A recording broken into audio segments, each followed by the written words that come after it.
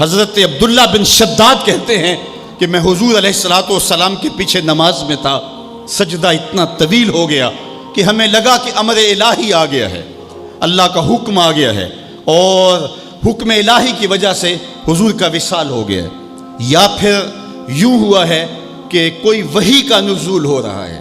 کہتے ہیں میں نے تھوڑا سا سر اٹھا کے دیکھا تو کیا منظر دیکھتا ہوں کہ حسین ابن علی حضور کی پشت پہ بیٹھے اور میرے آقا سجدے کو طول دے رہے ہیں۔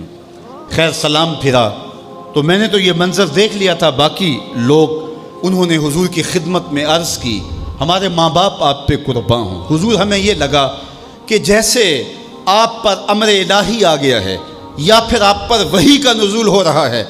تو آقا کریم نے ارشاد فرمایا کہ میری پشت پہ میرا شہزادہ بیٹھا تھا۔ اللہ اکبر، حضور حسین ابن علی کے لیے سجدے کو طول دے رہے ہیں۔ آج اگر سجدے کو طول دیا ہے تو کل ایک لمبا سجدہ پھر حسین نے بھی کیا اور اس سجدے کی لاج نبھائی۔ آپ جانتے ہیں جب حضرت امام حسین کا سر انور دست قاتل نے کاٹا تو اس وقت سر کہاں تھا؟ سجدے میں جھکا ہوا تھا۔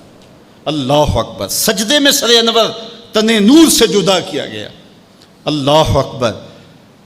حضرت نبی رحمت عرفات کے میدان میں کھڑے ہیں تو کسی نے آ کے کہا اے اللہ کے محبوب، فلاں شخص فلاں آدمی لبیک لبیک پکارتا ہوا حج کرنے آ رہا تھا، اونٹ سے گرا ہے، گردن کی ہڈی ٹوٹ گئی، موت واقع ہو گئی ہے، کیا حکم ہے؟ فرمایا اسے احرام میں ہی کفن دیا جائے، جنازہ پڑھو اور اس کی تدفین کر دو۔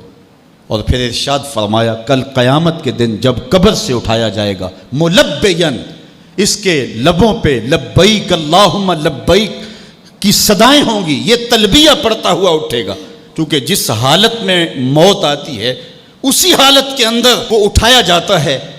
تو یہ حضور کا فرمان سامنے رکھنے کے بعد ذرا میرے جملوں کی طرف غور کیجئے۔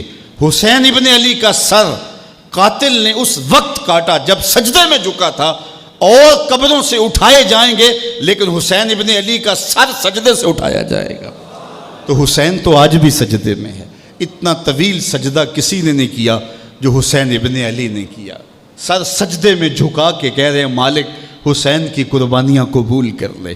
آپ کو وہ منظر بھی یاد ہوگا جب فرشتوں نے کہا تھا مالک حضرت انسان کو اپنا خلیفہ بنا رہے، تیری تسبیح تو ہم بولتے ہیں، سجدے تو ہم کرتے ہیں، قیام اور رکوع تو ہم کرتے ہیں، اور یہ انسان تو دھینگا مشتی شر اور فساد کرے گا، تو حضرت انسان کو اپنا نائب بنا رہا ہے۔ جواب آیا تھا انی عالم ما لا تعلمون، فرشتوں جو میں جانتا ہوں وہ تم نہیں جانتے، تمہاری نظر عناصر اربعہ پہ ہے اور اس کا جو نتیجہ نکلنے والا ہے تم اس پہ نگاہیں جمائے ہوئے ہو۔ آگ، ہوا، مٹی، پانی، ان چاروں کا مجموعہ فساد نہیں کرے گا تو اور کیا ہوگا، شر نہیں کرے گا تو اور کیا ہوگا، لیکن تمہیں یہ نہیں پتا کہ اگر اس عناصر اربعہ میں محمد عربی کا لعاب مل جائے تو پھر حسین بنتا ہے، اور تم کہتے ہیں سجدے ہم کریں گے، رکوع ہم کریں گے۔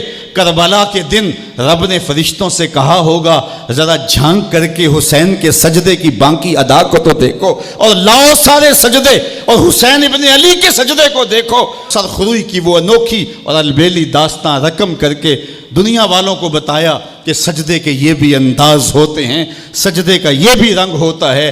اس پیاسے پر علی شیر خدا کو ناز ہے، اس نواسے پر محمد مصطفیٰ کو ناز ہے۔